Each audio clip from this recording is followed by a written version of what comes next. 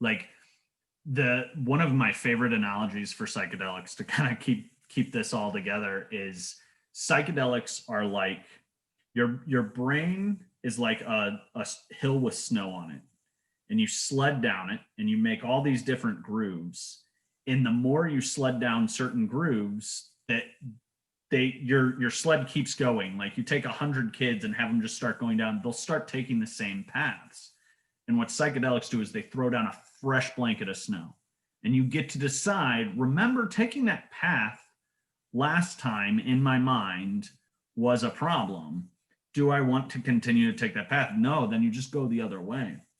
And one of the best examples I can give that my therapist helped me through a lot, I used to make about 1 billion assumptions in a day. Like when, I don't know, somebody at the grocery store rammed their cart into mine, I'd be like, this effing asshole, like blah, blah, blah. And I'd create this structure of a story of the reason they bumped their cart into mine. I didn't think about it from their perspective. And once I started cutting down, basically I'd just label it. That was one of the best things I could do. I would go, oh, there, you just made another assumption. Oh, you just made another assumption. And then your brain just stops doing. It's fascinating when your brain finally goes, well, if he's just going to point it out every time, I'm going to stop doing it. And it's so crazy when you correct a behavior like that. And then you see someone, for me, a relative, my mom does it all the time. And I've pointed it out for her. And she has said in the last like 6 months, she's started to notice it, and it's changed her life. Like, because that fresh blanket of snow gave me the idea, maybe I don't have to make all these assumptions. And also, how much brain power was I wasting making them all? Like, literally, if you are spending valuable brain energy thinking up reasons why somebody else did something to you, when you honestly have no idea, you're just wasting your time and energy. Like, it's so crazy when you free up that energy. I actually, now that you say that, I see a lot of behaviors that I used to make, previous the psychedelics, or not that I take psychedelics often. I really don't. Yeah. I think people hear that and they get an idea. But before I took the psychedelic, I see this now in other people, like people in my family, and I see them react a certain way or behave in a certain manner, and I'm like, that's how I used to be. And like, how do I now, what I'm working on right now, like what I really am curious on is like, how do I show that? Because I've tried to point it out and I've tried to talk about it, but I get a lot of backlash. So, and I'm no expert. I'm take all of my advice with a grain of salt, but I find that, again, the lead by example is the only option.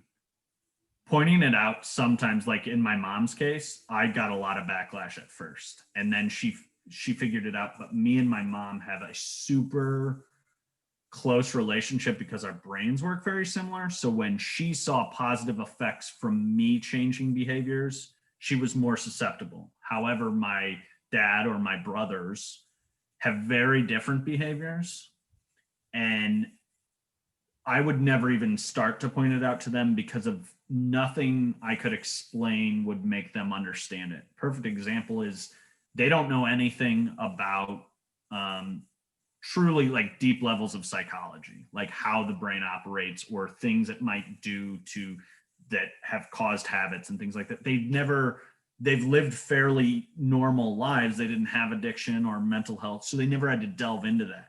So saying, hey, your brain decided to do this and you can choose not to, wouldn't make any sense to them, because they'd be like, what do you mean? Because they're on default. They're just, when X happens, I react Y. When Y happens, I react X. And that's just how there is no proactive thinking about anything. And I think that even though me trying to be a good example might not ever change anything they do, I did my best without burning a bridge. And I'm not saying that when you try to show someone a flaw and they have no idea it's there, defense is the only option they're going to have. I see that quite apparent in behaviors with people in my life. But yeah, I've my whole family studied psychology, and so like I have a firm grip on a decent amount of psychology. And Yeah. but it's also interesting that psychology and psychedelics kind of work together, because I've always had an understanding of psychology, but to have the psychedelic was putting a new perspective on things. And then it really not only conceptualized it, not only did I understand these habits and forms of psychology conceptually, I started to actually realize them, actualize them, and start to Yeah. understand. Okay, now I not only do I know what the definitions of these terms mean, but now I can actually see in my own life. Like something I used to do when I was using was I would project my stuff on other people, and they would call me out for it. But in my mind, it was real. Like the projection, Totally. the projections I was putting on my brother or my sister, my family or friend, in my mind, it was the truth. Yeah. But it wasn't an objective truth. It was my mind. It was my opinion, but I couldn't see that. That's a small example. There's many other examples, but of like different psychological behaviors and stuff. But my point is like, um, since getting clean in the psychedelic, really, not to put too much emphasis on that, but that is really what allowed me to take a step back. It's almost like it filled up my capacity for life. Really, I could start to be like, okay, I'm not what I thought I was. I do have a lot of deficits in my behaviors, and yeah, I just, so it's cool. Like, we should, I don't want to, I think we should wrap it up, but I want to keep talking a little Yep. bit. But also at the end, I was thinking maybe we didn't do an introduction, so maybe we should stop recording at some point and do that. That's fine. I'm good with that. Yeah.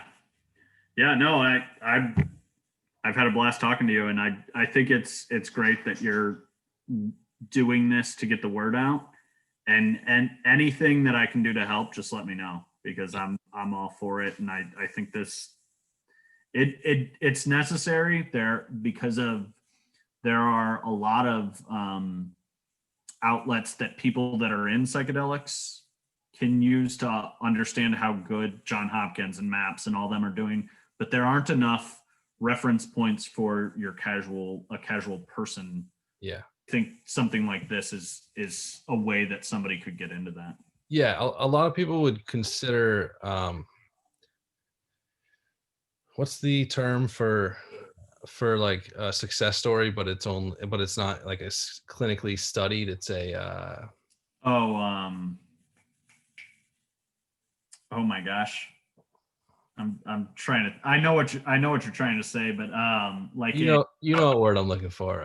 It's, like an antidote. yeah, it's okay. There we go. Okay. Yeah. So like what we're doing, like we have our own anecdotal experiences, and Yeah. people in science would say that doesn't matter, because we can't scientifically calculate it.